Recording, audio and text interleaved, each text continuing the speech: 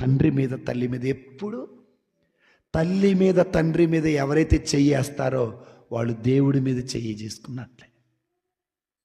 అస్సలకే okay. ఈ రోజున నీకు బుద్ధి బలం ఉంది, కండ బలం ఉంది, ధన బలం ఉంది, అంగబలం ఉంది. కానీ ముసలోళ్ళకి లేదు. లేనంత మాత్రాన వాళ్ళ మీద చేయి చేసుకునే హక్కు మనకి. ఇంతకాలం నీ తండ్రితో నువ్వు మాట్లాడకుండా ఉంటే, ఇంతకాలం నీ తల్లితో నువ్వు మాట్లాడకుండా ఉంటే, ఈరోజు నువ్వు మాట్లాడాలి. నువ్వు మాట్లాడకుండా నువ్వు పండగ చేసుకుంటే అది నీ క్రిస్మస్ పండగ. యేసయ్య వచ్చింది దానికే, విడివిడిగా ఉన్న భార్య భర్తల్ని కలపటానికి. యేసయ్య వచ్చింది విడివిడిగా ఉన్న తండ్రి కొడుకుల్ని కలపటానికి. యేసయ్య వచ్చింది విడివిడిగా ఉన్నటువంటి వారిని కలపటానికే.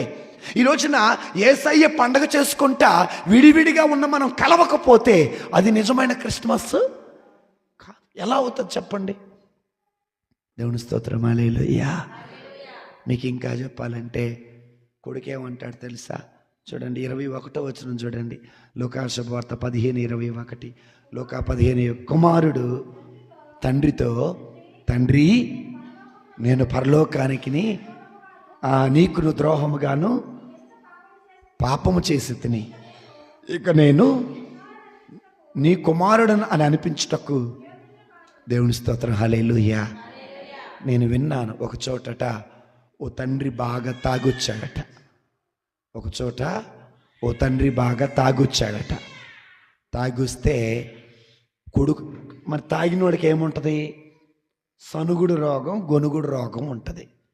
అప్పుడు కొడుకులు తట్టుకోలేక ఆ తండ్రిని ఎగబడి కొట్టారు.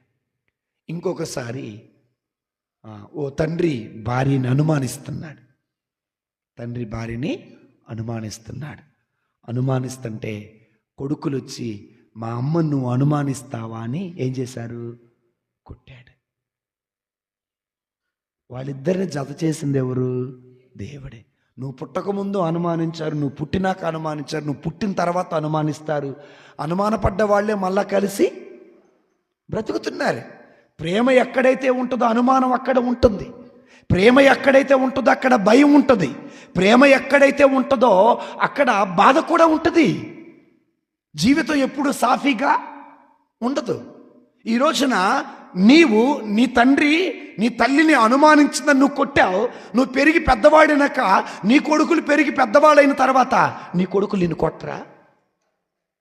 నువ్వు ఏ కొలతతో కొలుస్తావో అదే కొలతతో నీకును కొలవబడుతుంది. ఆ తండ్రి కొట్టారు. అది అసలు చాలా పాపం. అది